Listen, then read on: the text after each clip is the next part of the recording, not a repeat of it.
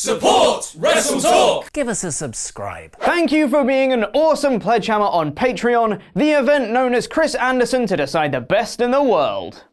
Hello and welcome to the WrestleTalk Stacked News. I'm Chopper Pete Cornell. We've got a packed show for you today, including an update on Lars Sullivan's serious injury, Sasha Banks teasing links with AEW, and WrestleMania potentially coming to the UK. It's about bloody time. Before we get into it though, make sure to have yourself a super click party. Super click! One of these days I'm gonna do it. One of these days I will get my foot in the shot and you're all gonna mark out by pressing the thumbs up, subscribe, and bell icons to enable notifications, and leave us a comment answering the question of the day, which today is, would you like to see WrestleMania in the UK?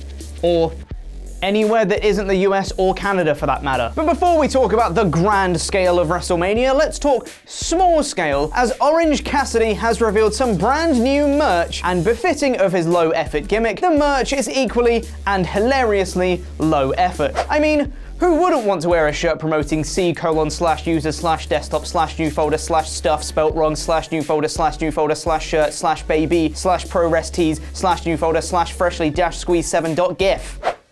Cassidy himself tweeted on the matter saying, "I definitely do this right." Or maybe you did, Orange, if that is your real name. But don't worry, if you want some merch but t-shirts aren't your thing, or you can't fit into some right now because, I don't know, let's say you're pregnant, WWE has the answer, as they've now released some amazing Adam Cole merch, including Adam Cole, BayBay! On-board bumper stickers. While WWE's merchandise department takes a fair amount of flack for some of their designs, sometimes they do something right, and this is one of those times. If there was an award for best WWE merch, I'm sure this would be thrown into the mix. Speaking of awards, ESPN hosts an annual award ceremony dubbed the ESPYs, or ESPYs. I don't sport too hard, I don't know. Where they hand out awards for some of the top sporting achievements of the year, including best performance, best viral moment, best athlete in sport, best athlete in a league, and now, best WWE moment. The relationship between ESPN and WWE has grown exponentially, with ESPN covering more and more of WWE's product in recent times. However, a best WWE moment category is a bit weird when there's no best NFL, NBA, or NHL moment. It's like the Slammies, but legitimate this time? Perhaps WWE created it themselves just so they could give themselves an award and harp about it on commentary. Yeah, it's definitely that. Here comes the big dog! Former Universal Champion, former WWE Champion, former Intercontinental Champion, former United States Champion, ESPY Award winner, WrestleMania main eventer. Yeah, I can see it. Now we've got some UK-themed news, as it's now been confirmed that WWE will be leaving Sky to be broadcast on BT Sport beginning in January 2020. This is actually a pretty huge deal, as WWE has been partnered with Sky for over 30 years. But things have been sour between the two companies since the introduction of the WWE Network. Now WWE will join the Premier League and UFC on BT Sport, but they are taking a pretty massive cut in potential viewership, as according to Dave Meltzer of the Wrestling Observer, Sky is currently in 8.56 million homes, whereas BT Sport is currently only in 2.19 million homes. And the UK news keeps on coming, as we may be getting a WrestleMania in the UK? What? WWE recently issued a marketing study regarding future locations for WrestleMania 37 and 38, with the idea of gauging interest in various cities. The locations included Chicago, Jacksonville, Las Vegas, Santa Clara, Houston, Dallas, Philadelphia, Toronto, Miami, Orlando, Tampa, and interestingly, London. UK fans have been asking for a WrestleMania for years, and it's interesting it's being considered now, bearing in mind the logistics of having to pull off an event like that, with time zones and broadcasting being considerably more difficult. It's also notable that Tampa is being considered, as WrestleMania 36 will already be in Tampa, and the only other really noteworthy name on the list is Jacksonville, as this is the de facto home of AEW. The president of All Elite Wrestling, Tony Khan, and his family own the Jacksonville Jaguars, or Jaguars, if you're American. So their home base is Jacksonville. Could WWE be planning a takeover of Jacksonville, much in the same way that Ring of Honor and New Japan took over Madison Square Garden, the spiritual home of WWE, earlier this year? Having said that, give me what I want! I want a WrestleMania!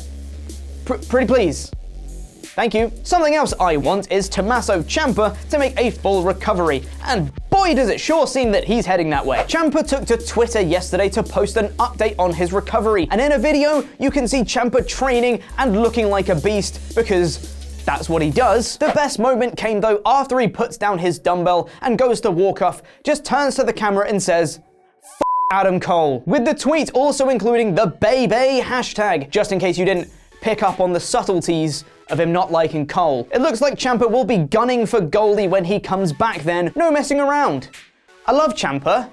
Get well soon, buddy. Someone who might need to take some tips on recovery from Ciampa, though, is Lars Sullivan, who over the weekend was reported to have picked up a knee injury, which might have been more serious than originally thought. Now, though, it's been confirmed to be very serious. Dave Meltzer and Brian Alvarez of the Wrestling Observer are reporting that Lars Sullivan underwent successful surgery for his knee injury yesterday, but he could still be out for 6 to 9 months, which is a whole bunch longer than originally anticipated when it was a week. The injury hasn't been confirmed by WWE as of yet. However, the injury was reportedly picked up by doing something incredibly routine and was a complete fluke, which is truly unlucky for Lars. 6 to 9 months would put Lars out until December or around WrestleMania 36 season, so perhaps a Rumble return is on the cards for him. Someone who definitely won't be returning to the ring though is former Divas champion Nikki Bella. On a recent appearance on The Tonight Show with Jimmy Fallon, Nikki confirmed that she will never wrestle again due to health problems, despite her and Brie wanting to return to fight for the Women's Tag Team Championships. I really wanted to go back and fight for the tag titles, and you know I've always had my neck issues, and after neck surgery it hasn't been okay, so I feel like I needed to get that checkup before we went back for the tag titles, and it came back. I herniated the disc above where I had the surgery, I have all this inflammation around the metal, and I have a cyst on my brain. So they were like, you're done, no more, you're out. It's unclear whether this is WWE doctors or her own personal doctors talking, but Nikki is being kept out of the ring for her own safety, which is very much a good thing. As fun as a Bella Twins return for the women's tag team titles would be, and yes, I'm being 100% serious when I say that. Granted, it should have only been for like a one-off, and not a semi-permanent return like them just hanging around after SummerSlam last year, but alas, it now cannot happen at all. Wishing Nikki the best if she needs any further treatment or medical attention regarding her health. Someone else who won't be returning to WWE anytime soon, though for very different reasons, is KENTA, the former Hideo Itami, who recently showed up in New Japan Pro Wrestling and will be participating in this year's G1 Climax alongside former WWE colleague Jon Moxley. KENTA recently conducted an interview with Weekly Pro Wrestling, a magazine publication in Japan, and from the sounds of it, he doesn't exactly have glowing reviews of his time in WWE, especially during his time on 205 Live. According to Post Wrestling's translation of the interview, KENTA said that he was excited to move to 205 Live, but things began to deteriorate. He felt like he could never find Hideo Itami's character due to a lack of in-ring time, and that he was defanged on 205 Live, and no good memories come to mind. That is some pretty scathing analysis when no good memories can come to mind about an entire run in a company. Hopefully, he can find the happiness he needs elsewhere in New Japan. Someone else who might be looking to find happiness elsewhere,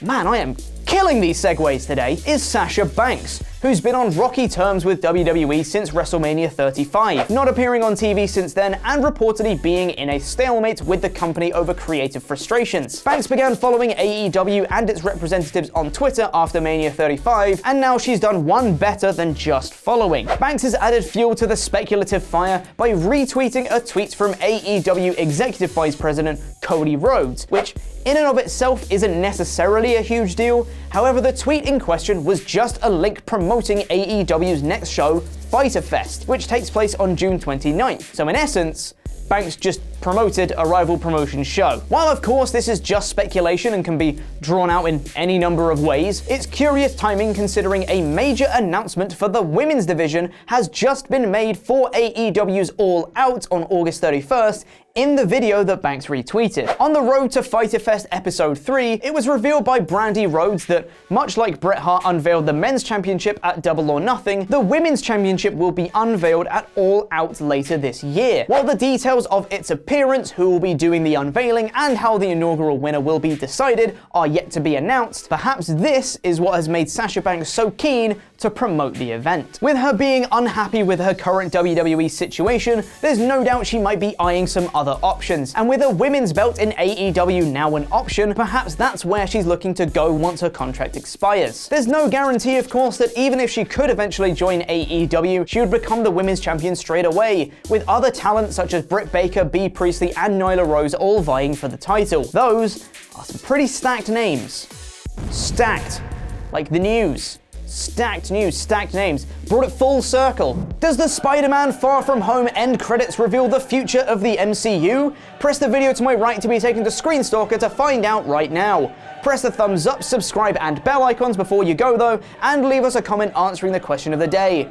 A special thank you to our lovely pledge hammers on Patreon, some of whom you can see scrolling below me right now. I've been Chopper Pete Cornell, and that was wrestling.